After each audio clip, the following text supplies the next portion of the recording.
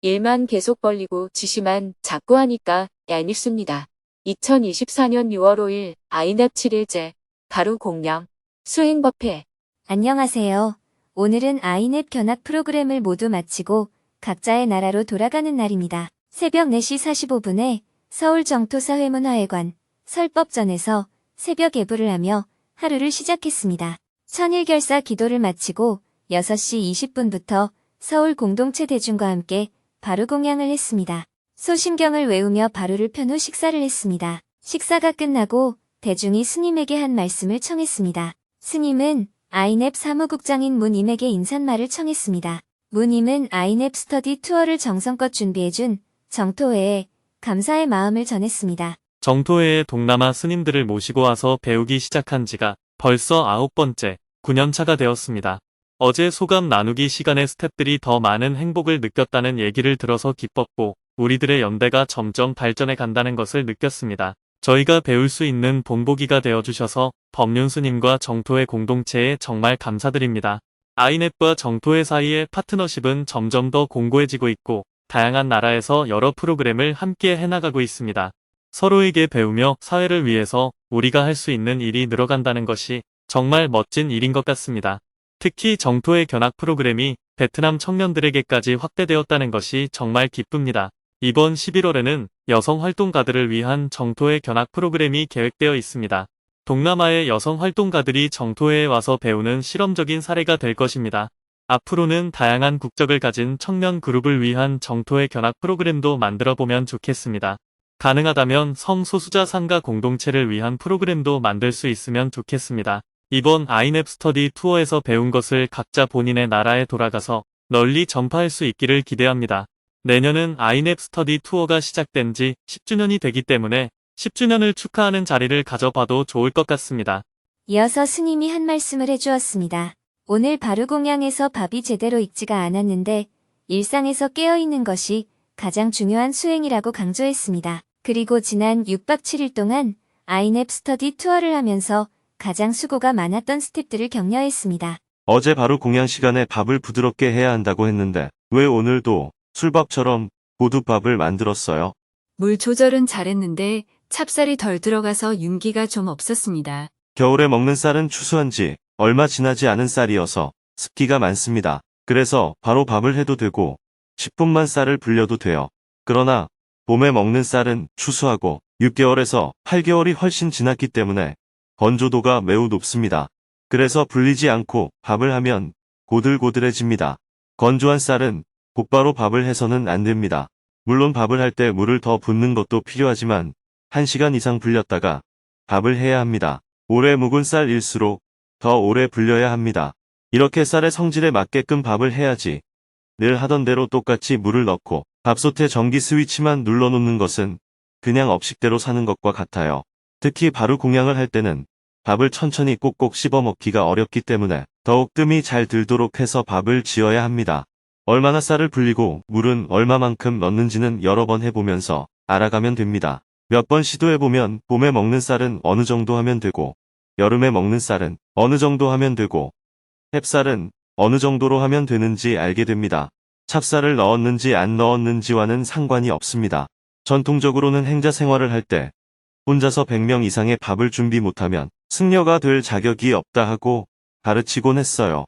수행이란 어떤 특별한 시간에 특별한 모습으로 할 때도 있지만 항상 일상에서 깨어있는 것이 가장 중요한 수행입니다. 그러니 밥을 하는 것도 수행이라고 할 수 있어요. 아이넵 방문단을 위해 많은 분들이 행사를 준비하느라 수고하셨습니다. 여러분들의 노고가 이분들이 고향에 돌아가서 부처님의 법을 전하는 데 큰 힘이 될 겁니다. 아이넵 방문단, 여러분도 잘 돌아가시기를 바랍니다. 일주일이라는 짧은 시간이지만 이 여행이 여러분에게 조금이라도 도움이 되었으면 좋겠습니다. 아쉽지만 이것으로 아이넵 스터디 투어를 모두 마쳤습니다. 곧이어 스님은 접견실에서 아이넵의 사무총장, 문임, 안첼리님과 회의를 했습니다. 먼저 이번 아이넵 스터디 투어가 어땠는지 간단하게 평가를 해보았습니다. 참가자들의 변화가 매우 컸다고 평가했습니다. 처음에는 참가자들이 어떻게 느끼는지 잘 몰랐는데 마음 나누기 시간에 들어가서 이야기를 들어보니까 사람들의 마음이 점점 열려간다는 것을 느꼈어요. 특히 연세가 많으신 프라설트 스님은 학문을 하시는 분은 아니라서 표현이 더 심플하고 진짜 솔직하셨어요. 여러 번 놀라움을 표현하며 좋아하신 순간들이 많았고 스님께서 본인이 알고 싶은 것을 다 잘 짚어서 얘기를 해주셨다고 했습니다. 개가 뼈를 물고 놓지 않듯이 계속 질문했는데 스님께서 다 답을 해주셔서 너무 좋았다고 하면서 이런 적은 처음이라고 말씀해 주셨습니다. 사카다라니 비구니 스님은 여태까지 다른 스님들과 많은 얘기도 해보고 가까이도 지내봤는데 이런 경험은 난생 처음이고 앞으로도 찾기 힘든 경험일 것 같다고 정말 좋아하셨어요. 저도 참가자들의 반응이 이 정도일 것이라고 기대하진 않았는데 참가자 모두가 인생의 터닝 포인트가 되는 순간이 있었습니다. 다행이네요. 스님도 아이넵 활동가들의 평가에 고개를 끄덕였습니다. 이어서 아이넵과 함께 진행하고 있는 다양한 프로젝트들에 대해 현재 상황을 공유하고 이후 계획에 대해 논의한 후 회의를 마쳤습니다. 9시부터는 이번 아이넵 참가자인 캄보디아 스님들과 미팅을 했습니다. 먼저 스님이 이번 스터디 투어를 마친 소감을 물어보았습니다. 이번에 정토회를 견학해 본 소감이 어떤가요? 정말 좋았습니다. 초대해 주셔서 진심으로 감사드립니다. 이어서 7월에 예정된 캄보디아 바탐방 왕립불교대학에서 진행할 예정인 여학생 기숙사 준공식에 대해 세부 논의를 한 후 미팅을 마쳤습니다. 미팅을 마치고 스님은 수행법회 생방송을 하기 위해 서울 정토회관 방송실로 향했습니다. 정토회 회원들이 모두 화상회의 방에 입장하고 10시 정각에 수행법회를 시작했습니다. 먼저 스님이 인사말을 했습니다. 저는 지난 일주일 내내 해외에서 오신 남방 스님들과 함께 문경수련원, 두북수련원, 서울 정토사회 문화회관을 견학하고 봉암사, 운문사, 불국사, 조계사를 방문해서 한국 불교와 정토회를 견학하는 시간을 가졌습니다. 제가 직접 설명도 하고 질문도 받으면서 같이 밥을 먹고 같이 자고 같이 기도하며 모든 시간을 그분들과 보냈습니다. 참가자들이 이야기하는 소감을 들어보았는데요. 정토회 활동에 대해서 신선한 충격을 받았다. 우리는 테라바타에 있었기 때문에 테라바타 외에는 불교가 신통치 않다고 생각했는데 그 생각이 바뀌었다. 한국이라고 하면 K-팝, K-드라마가 연상되었지 불교가 있다고 생각지 못했는데 한국 불교가 많이 발전해 있음을 느꼈다. 프로그램을 준비하느라 많은 봉사자들이 고생을 좀 했지만 성과도 있을 것이라고 생각합니다. 참가자 대부분이 젊은 사람들이어서 지금 당장 성과가 드러나지는 않겠지만 자신들의 나라로 돌아가서 10년이나 20년이 지나면 뭔가 변화가 일어나지 않을까 예상해 봅니다. 수고하신 모든 분들에게 감사의 마음을 전합니다. 이어서 사전에 질문을 신청한 분들과 대화를 나누었습니다. 4명이 손들기 버튼을 누르고 궁금한 점을 질문했습니다. 그중 한 명은 정토회에 봉사를 하러 나가면 일만 계속 벌리고 지시만 하는 사람이 있어서 얄밉다며 어떻게 그 사람을 바라봐야 하는지 스님의 조언을 구했습니다. 일만 계속 벌리고 지시만 자꾸 하니까 얄밉습니다. 정토회에 나가서 봉사활동을 하고 있습니다.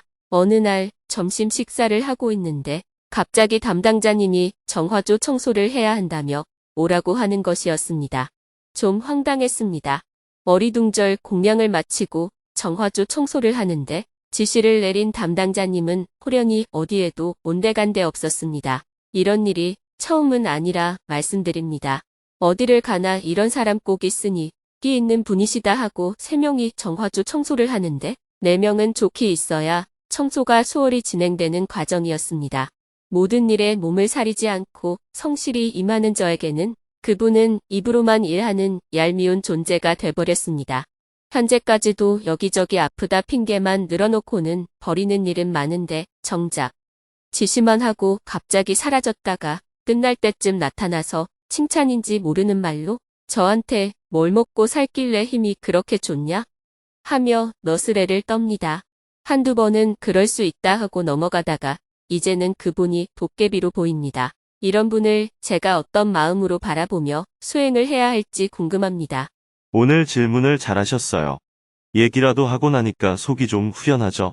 네, 후련합니다. 그런데 그 사람의 수행이 제대로 안 됐다는 것은 내 문제가 아니고 그 사람의 문제잖아요. 수행자는 항상 자기를 봐야 합니다.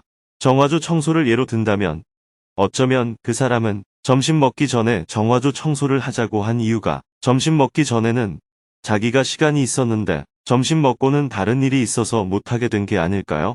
첫째, 그 사람이 점심 먹기 전에 하자고 자꾸 고집했을 수도 있고 점심 먹고 나니까 다른 일이 있어서 가버렸을 수도 있는 거예요. 사실이 그런지는 모르지만요. 자꾸 오해가 생기는 이유는 자신의 사정을 다 말하지 않기 때문입니다. 점심 먹고 하면 제가 시간이 없습니다. 그래서 지금 하면 좋겠습니다. 혹은 그러면 점심 먹고 하시려면 하세요. 대신 저는 참석을 못합니다. 이렇게 말을 해주면 되는데 그걸 말하지 않은 겁니다. 다른 의도가 따로 없다면 그 사람이 설명이 좀 짧은 사람일지도 모르겠다 싶어요. 둘째, 의도가 있다고 하더라도 우리는 이렇게 생각해야 합니다. 만약 그 사람이 정화조 청소 책임자라면 정화조 청소하세요 하고 알림을 하는 역할만 그 사람이 하더라도 그 사람이 없는 것보다는 낫잖아요. 어떻게 생각해요?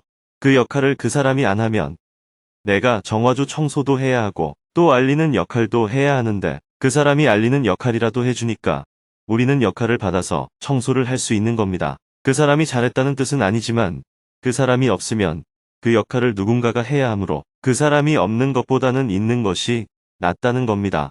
같이 일하다 보면 차라리 없는 게 낫겠다 하고 자주 얘기하는 사람들이 있습니다. 그러면 제가 그 사람이 사무실에 있으면 전화는 잘 받나요? 하고 물어봅니다.